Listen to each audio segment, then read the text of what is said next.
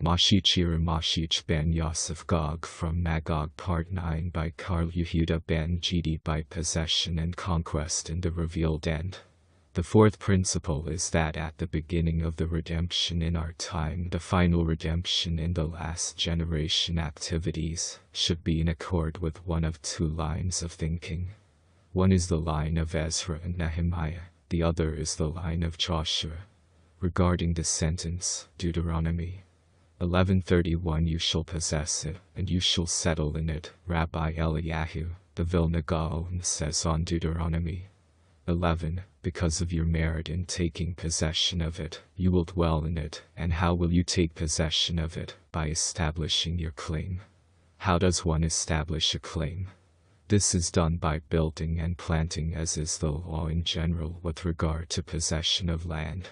This is in line with what was done by Ezra and Nehemiah.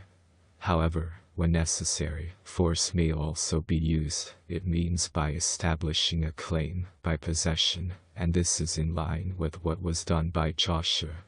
The Gaon showed us a wonderful hint regarding this idea, that according to gematria, Ezra and Nehemiah together equal Joshua 391. Joshua was a descendant of Ephraim Ben-Yosef, the one who fought Amalek.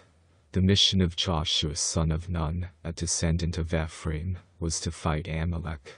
Joshua was the MoShiach Ben-Yosef in his generation, who was supposed to bring the war back to the gates of Jerusalem at the entrance to the city. Here would be the center of the war against Esav, as it says Psalms 76:4. There he broke the flames of the bow.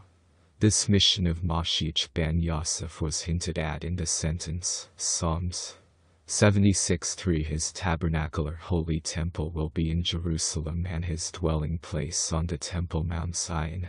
By using gematria, the Gaon discovered a hint regarding his own mission, and a hint at his name in the words his tabernacle in Shalom, and his dwelling place in Zion. Those words equal the value of 3 generations of the Gaon, Eliyahu son of Shlomo Zalman, son of Yisachar Dov. These things ensure us that in our war against Amalek, from every aspect our tabernacle will be complete with the help of God. And the Gaon meant by his interpretation of the words you shall inherit it by establishing your claim, that this refers to the time of the revealed end, mentioned by our sages, Sanhedrin 98a, Megillah 17b, on the sentence Ezekiel 36:8. Mountains of Israel, will give forth your branch, and bear your fruit for my people Israel. This desire of the Vilna Gaon has become reality today. A major principle of the Gaon was that all activities regarding the beginning of the redemption have to be similar to the activities during the time of Ezra and Nehemiah. The Gaon wrote specifically that now in the times of the ingathering we merit fulfilling the mitzvah dependent on being in the land of Israel.